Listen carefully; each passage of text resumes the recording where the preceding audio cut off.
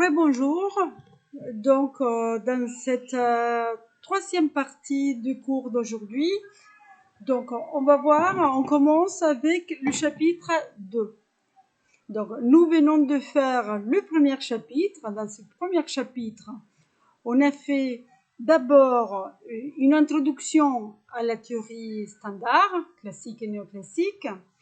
Par la suite, on a analysé, donc on a présenté la théorie des coûts de transaction et les travaux de Ronald Coase. C'est-à-dire, dans ce premier chapitre, on a analysé donc en quoi cette nouvelle théorie diffère donc de la théorie standard. Et nous avons analysé justement les apports de Ronald Coase qui nous explique qu'il y a une grande différence entre la firme et les marchés. Les deux constituent des modes de coordination, donc des modes de coordination alternatifs, mais il souligne donc deux points importants, deux points où les deux modes de coordination diffèrent. Donc, d'abord, le fait que dans la firme, il y a donc une subordination. C'est une caractéristique propre à la firme. Il y a une subordination et donc il y a donc de l'autorité. L'employeur peut dire à l'employé ce qu'il faut faire. Et donc c'est un contrat entre deux parties qui ne sont pas indépendantes. Il y a un lien de subordination. Bon. Alors que sur le marché, ce lien de subordination n'existe pas. Pourquoi? Parce que les deux parties sont autonomes ou indépendantes. C'est-à-dire, le consommateur donc, ne doit pas dire au producteur ce qu'il faut faire et vice-versa. Le producteur ne peut pas imposer au consommateur ce qu'il faut faire. Donc, vous voyez là qu'il y a une différence entre les deux modes de coordination. Une deuxième différence soulignée par donc Coase concerne les contrats. Donc, sur le marché, il y a plusieurs contrats de court terme, alors que dans la firme, il y a un grand contrat, c'est-à-dire un contrat de travail qui va remplacer plusieurs contrats de court terme. Donc, c'est pour cela qu'on dit, donc, dans la firme, on a un seul grand contrat entre deux parties liées par un lien de subordination, alors que sur le marché, on a plusieurs contrats de court terme entre deux parties autonomes. Donc, cette alternative entre firme et marché, on vient de le voir, donc conduit au choix entre faire ou faire faire.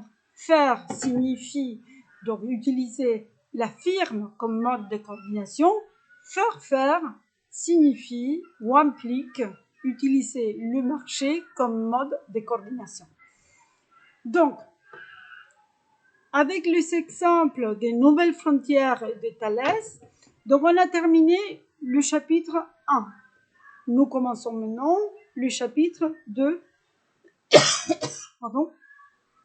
Chapitre 2, où on va analyser donc plus précisément les caractéristiques de l'entreprise ou de la firme et le type de contrat dans la firme. Si vous regardez la brochure, je suis à la page page 7. Entreprise et contrat de subordination. Alors, dans le premier point, nous allons voir qu'il y a une différence significative entre les contrats. Pourquoi? Donc, les contrats dans la firme et les contrats de travail. Les contrats dans le marché et le contrat dit contrat commercial entre deux parties donc autonomes.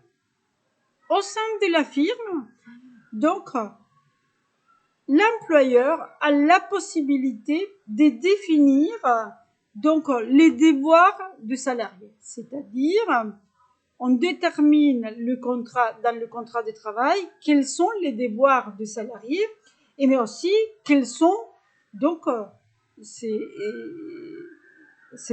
droits. Donc, il a les devoirs d'obéissance, il y a le devoir de respecter les directives données par l'employeur, mais il a aussi des droits, les droits à une rémunération. Donc, les droits, dans certains cas, à une formation. Donc, le contrat définit les droits et les devoirs. Certains droits ne sont pas précisés dans le contrat. Pourquoi? Parce que cela appartient au code du travail, c'est-à-dire, dans tous les cas, quelle que soit la relation de subordination, les deux parties doivent respecter les droits du travail. Une autre caractéristique propre au contrat de travail est la possibilité d'imposer des sanctions, c'est-à-dire en cas de non-respect des ordres donnés par l'employeur, donc on peut avoir des sanctions. Une autre caractéristique encore, vous savez, c'est là dans le document, c'est la définition, la mise en place des procédures de résolution du conflit. C'est pour cela que la théorie des coûts de transaction nous dit la firme est sa propre cour d'appel. Qu'est-ce que cela signifie? Cela signifie qu'en cas de conflit entre les deux parties, employeur et employé, donc les deux parties ont mis en place des procédures pour arriver à une solution. Donc d'abord une discussion, par la suite et on peut avoir seulement une amende si les salariés ne respectent pas les directives et finalement on peut arriver au licenciement. Mais il y a une procédure à respecter dans chaque cas. Et il y a des conditions spécifiques pour la rupture des contrats. Alors, ces trois conditions qu'on vient de citer, donc la définition des droits et des devoirs, la possibilité d'appliquer des sanctions et la présence d'une procédure de résolution des conflits et finalement des conditions spécifiques pour rompre un contrat, cela n'existe pas sur les marchés. C'est-à-dire sur les marchés, d'abord, donc on ne définit pas les droits et les devoirs des deux parties, on définit seulement dans le contrat des marchés quel est l'objet de la transaction. Donc, évidemment, il y a un prix à payer. Il n'y a pas de sanctions, parce qu'étant donné qu'on n'est pas dans une relation de subordination, donc le producteur ne peut pas sanctionner les consommateurs. Donc, en cas de conflit entre les deux parties, il n'y a pas une procédure de résolution du conflit. Il y a tout simplement, on fait appel à la justice ordinaire. C'est la justice ordinaire qui va intervenir. Donc, et finalement, donc la rupture des contrats est différente. Donc, pourquoi? Parce qu'on l'a dit, dans un contrat de marché, il n'y a pas donc un contrat de long terme. Ce sont des contrats de court terme. Vous allez acheter un ordinateur, vous passez un contrat. Vous achetez l'ordinateur, mais la relation contractuelle se termine. Vous allez dîner dans un restaurant, c'est une forme de contrat. Vous passez un contrat avec les propriétaires de restaurant, donc vous payez lorsque vous partez et le contrat c'est terminé. Alors que dans un contrat au sein de la firme, donc le contrat est de long terme. Donc il y a toute une procédure spécifique pour casser ou rompre cette relation contractuelle. Alors,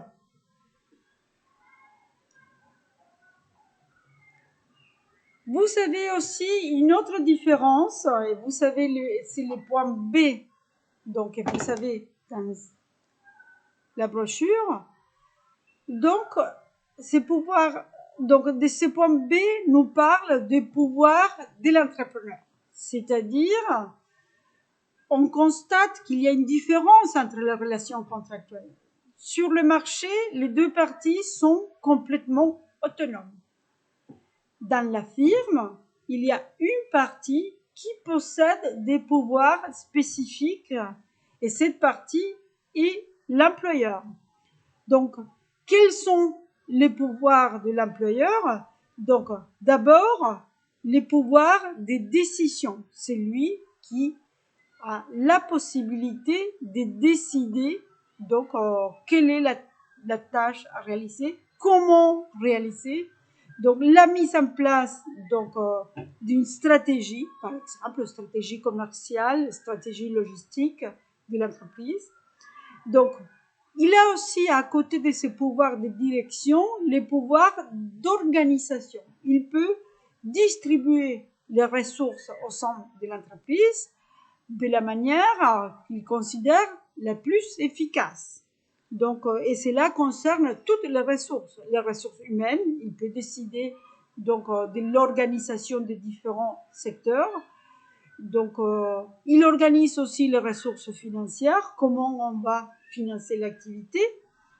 Donc, il a aussi le pouvoir des sanctions, c'est-à-dire dans le cas de non-respect donc des directives données, donc il peut sanctionner donc les salariés.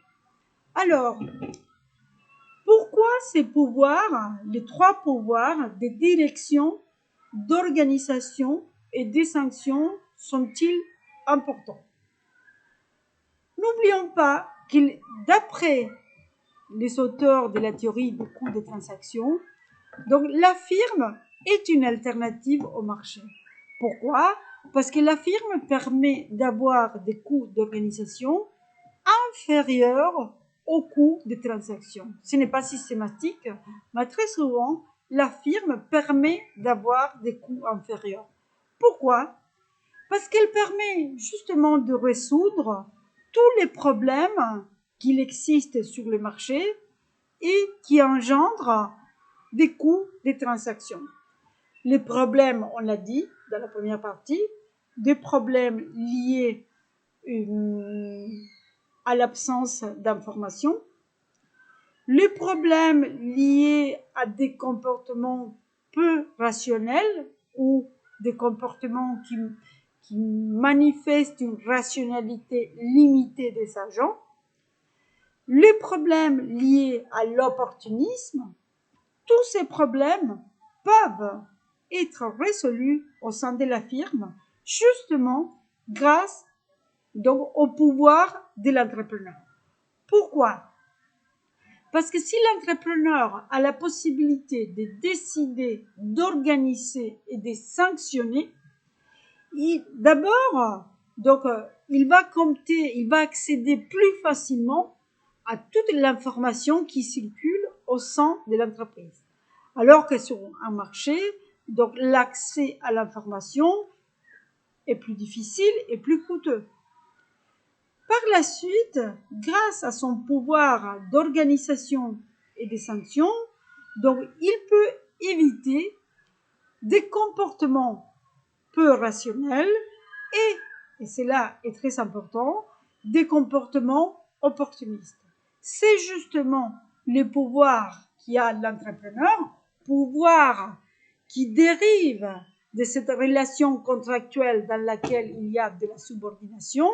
C'est justement ces pouvoirs, ce qui explique pourquoi on peut avoir des coûts d'organisation inférieurs aux coûts des transactions. Donc, mais il n'y a pas seulement, il ne faut pas croire que dans une relation de subordination, donc les salariés ont perdu complètement son autonomie. Donc, les salariés peuvent avoir aussi des espaces d'autonomie plus ou moins importants. La question qui se pose, la théorie des coûts de transaction, est pourquoi certains acceptent la subordination. C'est-à-dire pourquoi, donc si la théorie standard nous dit que toutes les relations sont des relations de marché entre des parties autonomes, pourquoi, dans certains cas, certains individus préfèrent donc renoncer à leur capacité de décision et accepter une relation de subordination dans laquelle les décisions sont prises par l'entrepreneur, c'est-à-dire dans laquelle il n'a pas la possibilité de décider. Alors, il y a plusieurs explications de pourquoi. pourquoi un individu préfère un lien de subordination à être autonome. C'est-à-dire, pourquoi un individu préfère être employé plutôt qu'agir lui-même sur un marché dans une relation marchande. Les explications sont variées. Il y a des individus qui ont aversion pour le risque, c'est-à-dire ils préfèrent donc avoir un salaire chaque mois. Cela le protège des aléas, donc d'être à son compte. Et en échange, il accepte la subordination. Il accepte un contrat de travail qui comporte de la subordination. Pourquoi? Parce que pour éviter le risque, donc il préfère avoir un salaire plutôt que travailler à son compte. C'est une explication de pourquoi il y a des individus qui acceptent un contrat qui comporte de la subordination. Donc, une autre explication de pourquoi il y a cette délégation des décisions, c'est parce que les salariés n'ont pas les moyens de production. Donc, alors qu'il y a le propriétaire capitaliste qui dispose de ces moyens de production, par exemple, la possibilité d'investir, d'acheter des machines pour commencer à produire. Il y a plusieurs explications qui montrent donc pourquoi certains individus préfèrent un lien de subordination ou acceptent donc un lien de subordination. Donc le risque, comme on vient de le dire, c'est un facteur déterminant. Il y a des individus qui ont aversion pour le risque, de la même manière qu'il y a des individus qui ont une préférence pour le risque, c'est-à-dire ils préfèrent être donc indépendants, même si cela comporte de ne pas avoir un salaire fixe chaque mois.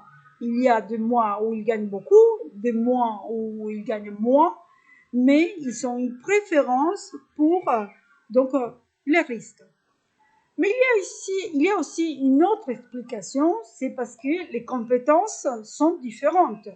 Donc il y a des individus qui ont la capacité à diriger et organiser, et il y a des individus qui n'ont pas cette capacité. C'est pour cela qu'on va voir d'un côté des entrepreneurs et d'autre côté donc des salariés, c'est-à-dire des employeurs et des employés.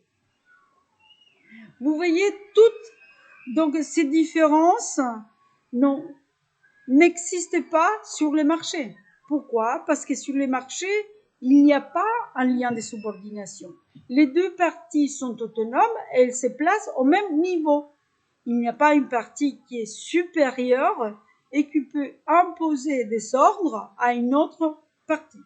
Donc, il n'y a pas cette délégation de pouvoir de décision qu'on observe donc au sein de l'entreprise. Mais attention, lorsqu'on parle de subordination, donc cela ne signifie pas une perte totale d'autonomie. C'est-à-dire le fait de déléguer les pouvoirs de décision ne signifie pas que le salarié a perdu complètement son autonomie, c'est-à-dire qu'il est complètement ou entièrement dépendant donc de l'entrepreneur.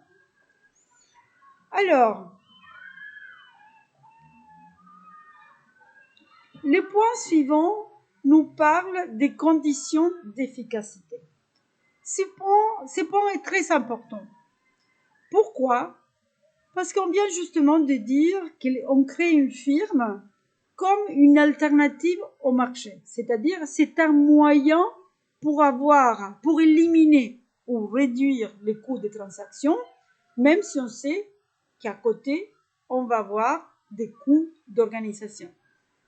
Mais est-ce que cela marche dans tous les cas? Est-ce que l'organisation, dans tous les cas, va avoir des coûts inférieurs aux coûts de transaction? Il y a des conditions à respecter pour que cela se produise. C'est-à-dire, il y a des conditions spécifiques qui nous permettent de dire, donc, d'anticiper que dans la firme, on va voir des coûts inférieurs au marché. Alors, vous savez les conditions d'efficacité. Donc, elles sont décrites à la page 9 de votre brochure. Et ces conditions d'efficacité ont été développées par Claude Ménard.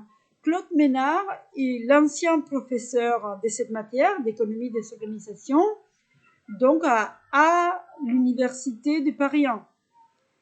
Lui, il a beaucoup travaillé aux États-Unis avec les auteurs de la théorie des coûts de transaction. Et dans son analyse des différentes études des cas, il arrive à la conclusion qu'il existe des conditions préétablies pour qu'une organisation soit efficace, c'est-à-dire pour que finalement ses coûts soient inférieurs aux coûts des transactions de marché. Et donc, des conditions pour que finalement on puisse choisir la firme à la place du marché. Pourquoi? Parce qu'elle a des coûts inférieurs. Alors, quelles sont ces conditions à respecter? D'abord, première condition qu'il cite, il faut que la hiérarchie soit connue de tous. Pourquoi il faut une organisation hiérarchique connue de tous? Parce qu'il ne faut pas oublier que l'un des avantages de la firme est justement qu'elle permet donc d'accéder plus facilement à toute l'information. Elle permet aussi donc d'avoir des comportements plus rationnels et d'éviter des comportements opportunistes. Donc, s'il existe une structure hiérarchique connue de tous, il est fort probable qu'on puisse déjà éliminer les comportements opportunistes. Pourquoi? Parce que dans cette structure hiérarchique, on sait exactement qui contrôle qui.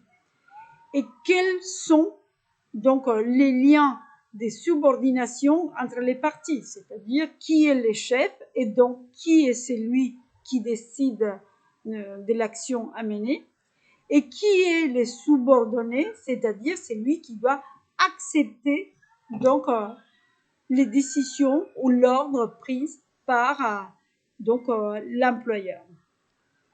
Une autre condition donc évoquée par Claude Ménard est que les canaux doivent être systématiques.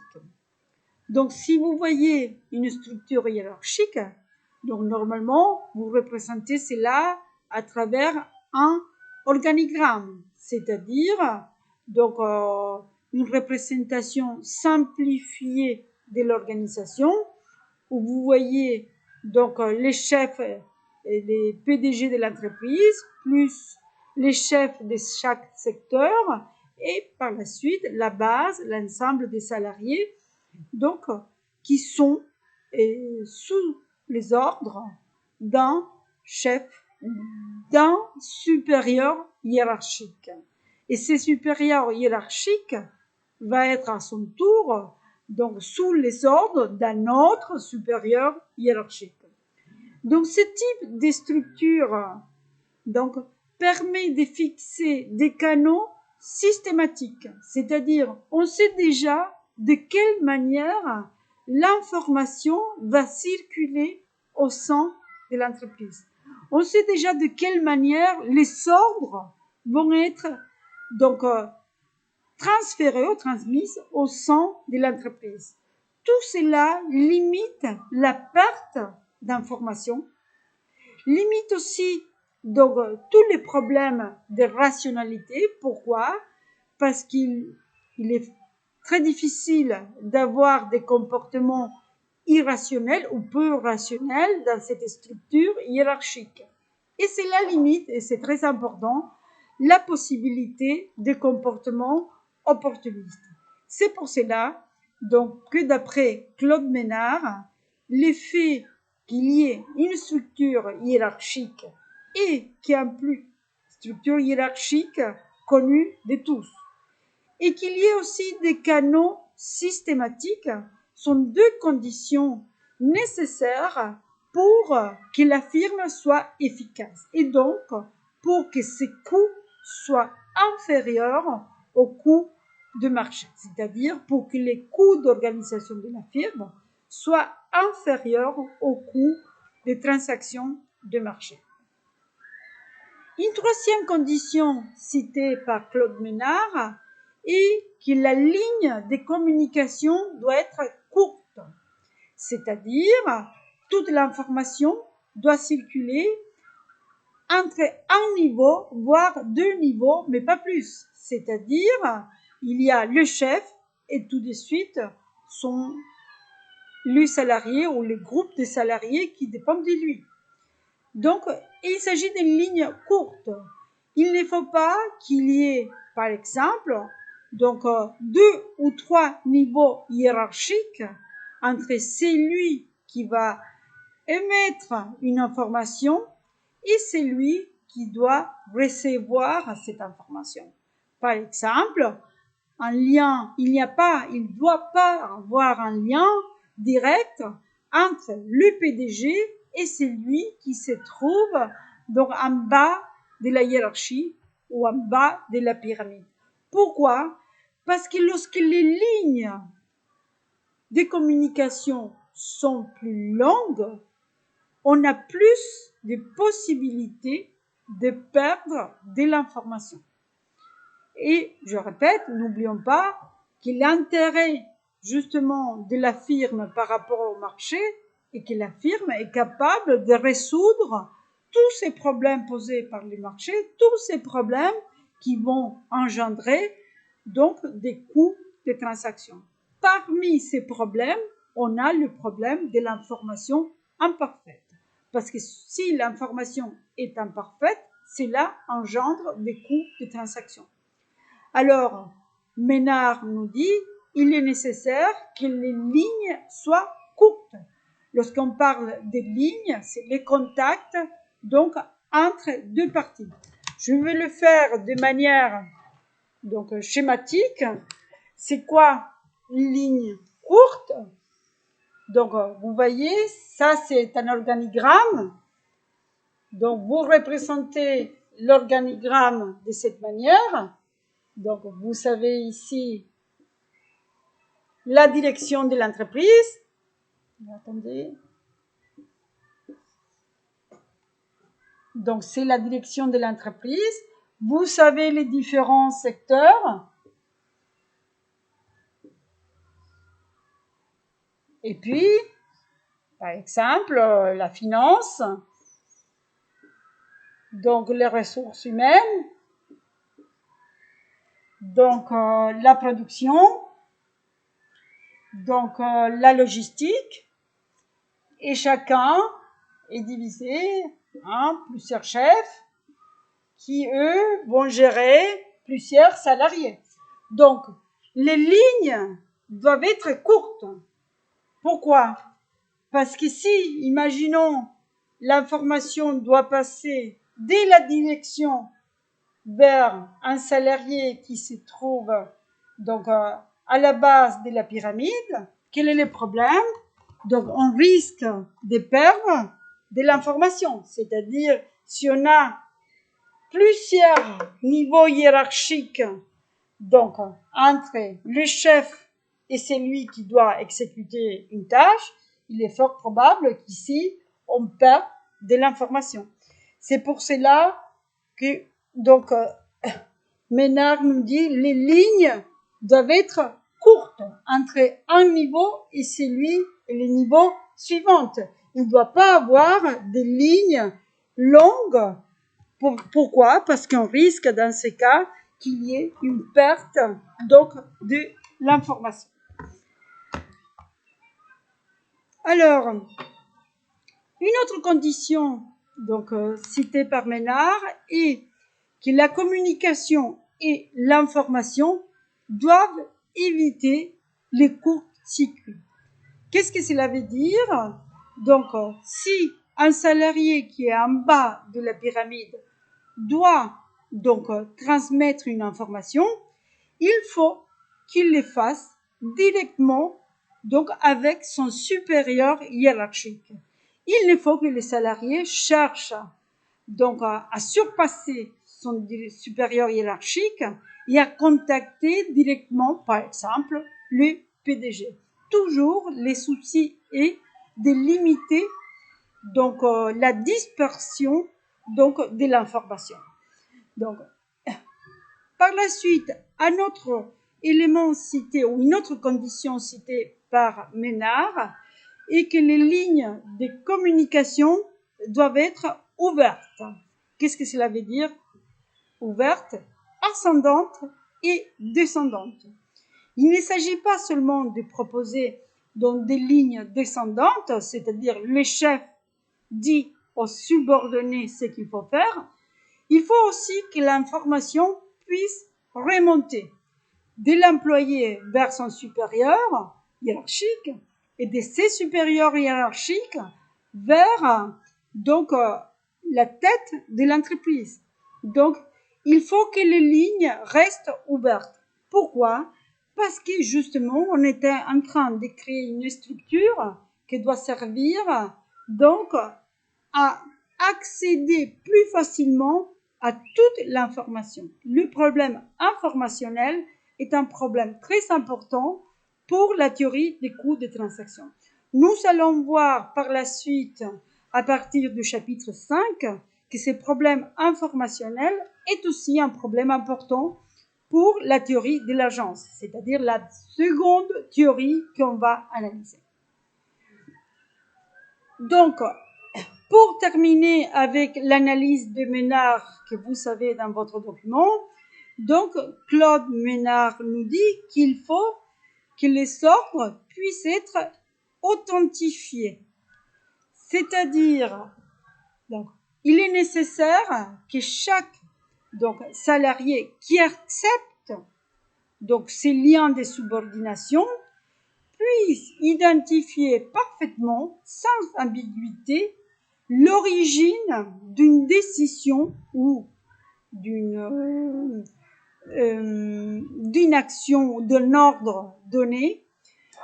Pourquoi? Pour qu'il n'y ait pas donc de doute sur la nécessité d'une action donnée. Cela évite tout comportement rationnel et cela évite de l'opportunisme. C'est pour cela qu'il nous dit, Ménard nous dit, les ordres et les informations doivent être authentifiés sans ambiguïté. On doit savoir d'où vient l'information, d'où vient l'ordre donné pour que les salariés soient sûrs de la nécessité d'exécuter une action donnée. Donc, je reviens sur ces points parce que c'est très important, les conditions d'efficacité. On vient de dire, donc, la firme est une alternative au marché. Mais toutes les firmes ont des coûts d'organisation inférieurs aux coûts de transaction. Claude Ménard nous dit non. Il faut des conditions spécifiques. C'est-à-dire, pour éliminer ou réduire les coûts des transactions, on a besoin d'une firme qui réponde à des caractéristiques spécifiques. Quelles sont ces caractéristiques? Quelles sont ces conditions? Les conditions qui permettent justement de résoudre les problèmes posés par le marché. Problèmes en termes d'information, donc d'information imparfaite, problèmes posés en termes de rationalité, c'est-à-dire des actions peu ou pas rationnelles, des problèmes posés en termes donc d'opportunisme des agents, de conduite opportuniste des agents.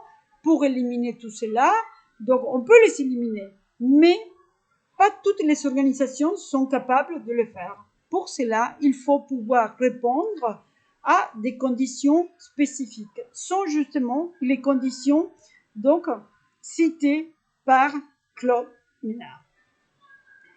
Vous savez encore, donc je vais un peu vite, donc j'imagine que par la suite on va réussir à faire des échanges via Zoom et pour voir si effectivement donc vous avez des questions, vous avez bien compris la nécessité de ces conditions, mais j'imagine qu'à partir de la semaine prochaine, on va voir ces échanges entre nous. Et donc, si vous avez des doutes, n'hésitez pas donc à poser des questions. Donc, vous pouvez les faire déjà maintenant. Donc, vous pouvez m'envoyer donc vos commentaires directement dans la vidéo donc publiée, ou bien donc vous pouvez me contacter par email. Donc, il est important donc de comprendre pourquoi on fait ces chapitres 2 pour dire attention, l'organisation de manière large ou la firme est une alternative au marché. On voit dans les deux premiers points, points A et B, pourquoi et en quoi donc elle est une alternative, c'est-à-dire elle a des caractéristiques propres qui expliquent pourquoi elle est capable d'avoir des coûts d'organisation qui sont inférieurs aux coûts de transaction d'un marché. Mais pour cela, pour pouvoir avoir des coûts d'organisation inférieurs, qu'est-ce qu'il faut faire? Il faut répondre à certaines conditions.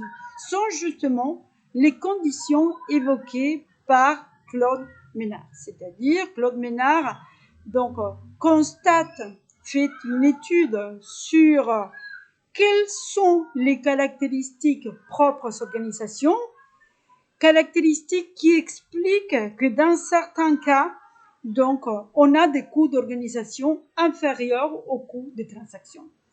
Donc, il a étudié toutes les entreprises qui ont en effet des coûts d'organisation inférieurs et il cherche à repérer quelles sont les caractéristiques communes, c'est-à-dire quels sont les éléments qui caractérisent ces entreprises.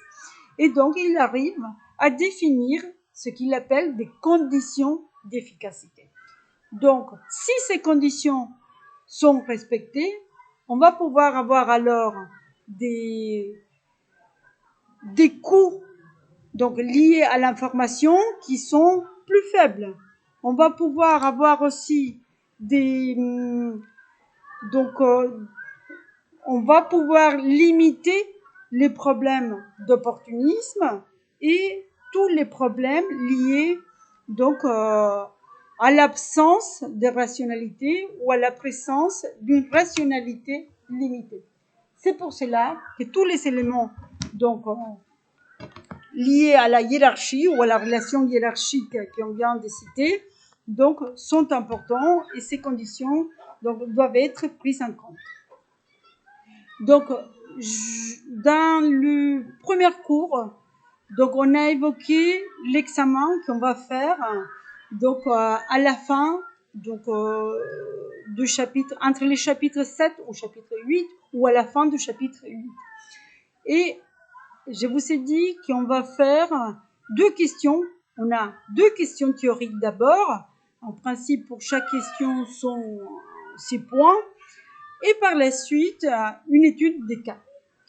Donc, les questions théoriques sont exactement de ce type. Imaginons, on pourrait poser comme question, quelles sont les conditions d'efficacité pour qu'une organisation ait des coûts donc, d'organisation, justement, inférieurs aux coûts de transaction d'un marché. C'est-à-dire, c'est un exemple de questions théoriques qui peut vous apporter 6 points.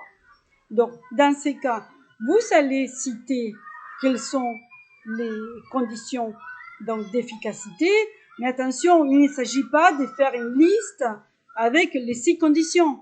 Vous expliquez pourquoi cela donc explique l'efficacité de l'organisation, pourquoi le respect de ces conditions donc conduit à avoir des coûts d'organisation qui vont être inférieurs aux coûts de transaction. C'est-à-dire, il ne s'agit pas juste de citer les 6 conditions, mais vous devez développer, expliquer pourquoi donc ces conditions-là nous amènent à une situation dans laquelle les coûts d'organisation sont inférieurs aux coûts des transactions. Donc, et ces conditions sont forcément liées aux deux caractéristiques de base du contrat de travail, caractéristiques déjà évoquées dans les années 30 par Ronald Coase, c'est-à-dire quelles sont ces deux caractéristiques. Donc, d'abord, le fait donc, que dans une firme, le contrat qui relie les deux parties, c'est un contrat qui prévoit un lien de subordination. Il y a une partie qui accepte donc de renoncer à son propre pouvoir de décision pour accepter les décisions prises par l'entrepreneur. Donc, ça, c'est un point clé. Le deuxième point clé, c'est le fait que justement, sur un marché, les parties sont autonomes, et on parle dans ce cas d'un contrat commercial, alors que dans la firme, les parties ne sont pas autonomes, il y a un lien de subordination, et donc, dans ce cas, on parle de contrat de travail. Quels sont alors les avantages du contrat de travail par rapport au contrat donc commercial ou contrat de marché? L'effet qu'un contrat de travail prévoit de la subordination et donc prévoit donc de l'autorité exercée par l'entrepreneur, et c'est grâce à ces liens de subordination et cette autorité qu'il est possible de résoudre les problèmes posés par le marché, problèmes qui engendrent par la suite des coûts des transactions. Vous comprenez? Donc, imaginons que la question posée au contrôle, à l'examen, pardon, soit quelles sont les conditions d'efficacité. Vous devez citer ces conditions, mais pas seulement les citer, les mentionner, mais vous devez expliquer qu'est-ce que cela apporte par rapport à un contrat de marché.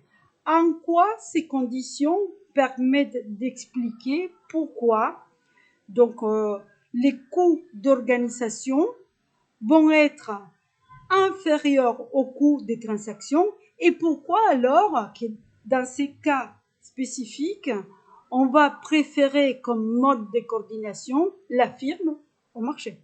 Attention, ces conditions d'efficacité ne sont pas toujours remplies.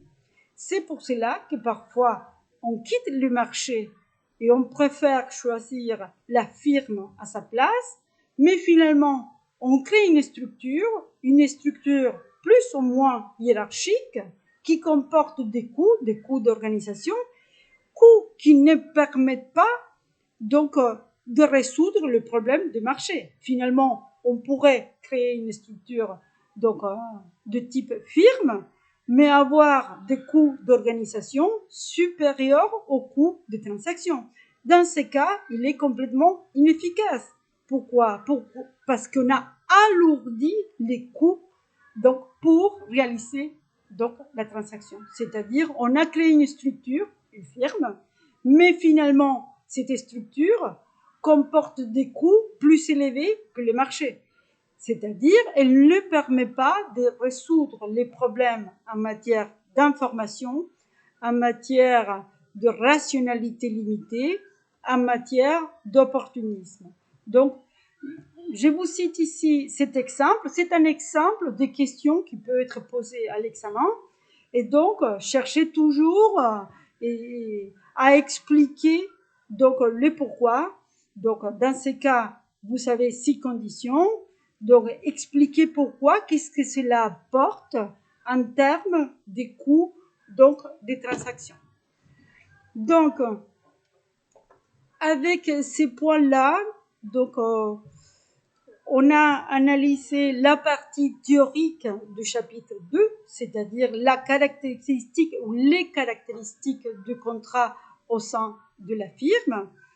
Et nous allons étudier demain des études des cas pour montrer justement comment ces liens de subordination se mettent en place dans la réalité et comment on peut avoir différentes formes de subordination, c'est-à-dire dans toutes les firmes, il y a ces liens de subordination, c'est une caractéristique propre au contrat de travail, mais cette subordination peut laisser de la place à un espace d'autonomie plus ou moins important. Bon, on a terminé là les deuxièmes cours. Et j'espère d'avoir été claire. Et si vous avez des questions, n'hésitez pas à me contacter. Merci, au revoir.